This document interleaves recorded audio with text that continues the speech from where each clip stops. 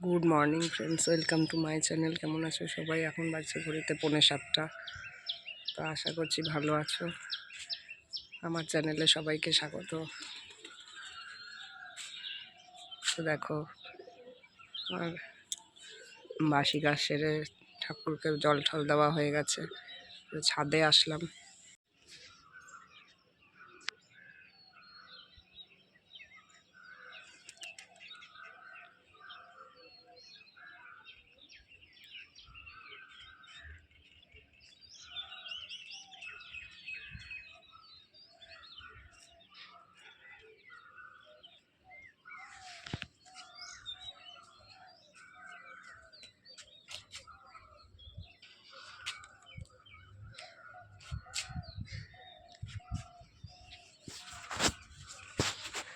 সব বাড়ির আম গাছে মুকুল এসছে, বেশ ভালো।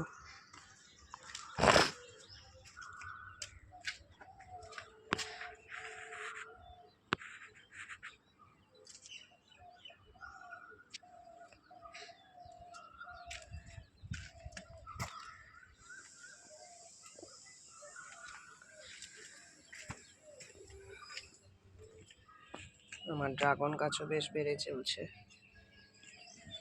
এটা একটা পাতাবাহারটাও বেশ ভালোই বেড়েছে।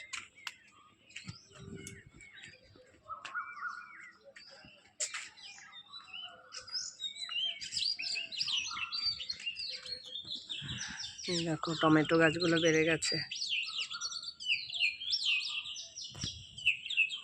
এই দেখো কুমড়ো গাছগুলো।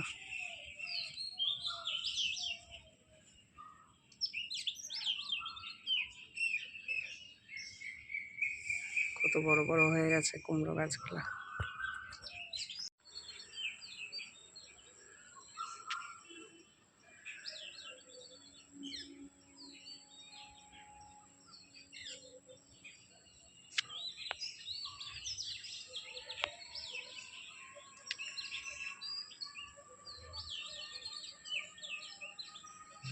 কত করবী ফুল দেখো, পাশের বাড়ির মাসিমাদের গাছে হয়েছে। গাছ ঝেপে করবী ফুল হয়েছে, কি দারুণ লাগছে দেখতে।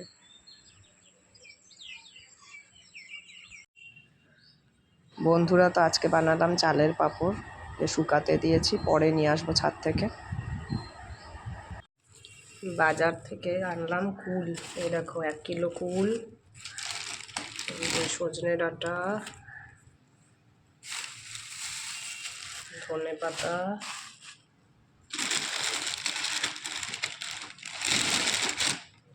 যে বেগুন, বেশ সরু সরু বেগুন,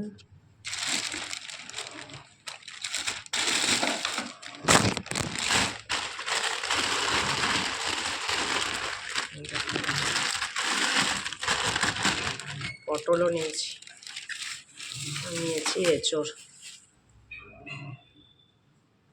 অনেক কিছুই নিয়েছি। দেখো, কুলের আচার করব।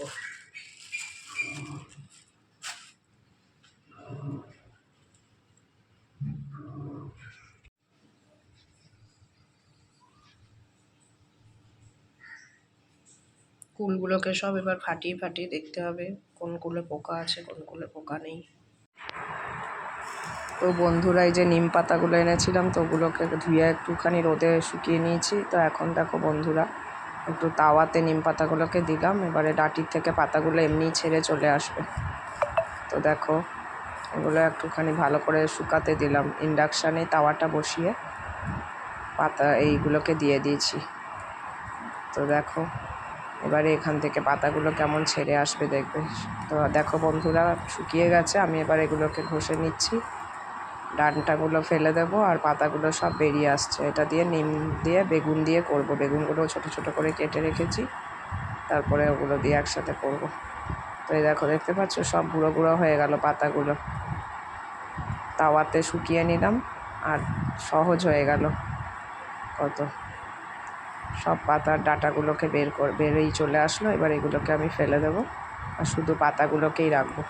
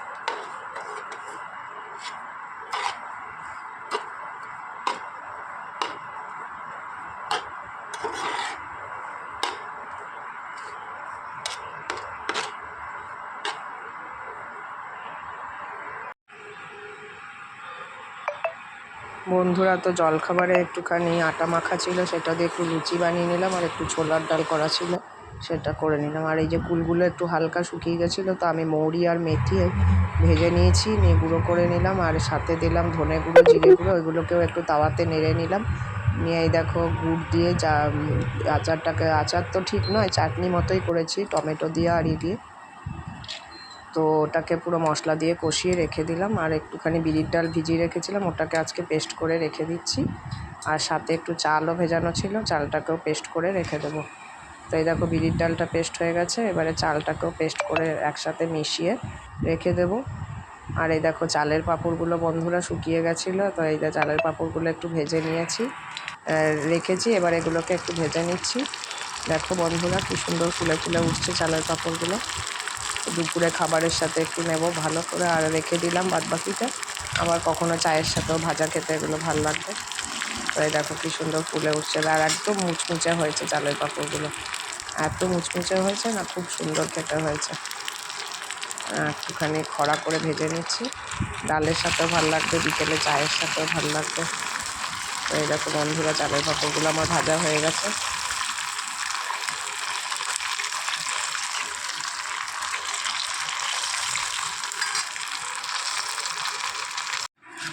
দেখো কি সুন্দর চালের পাঁপড়গুলো হয়েছে, একটু মুচমুচ করছে।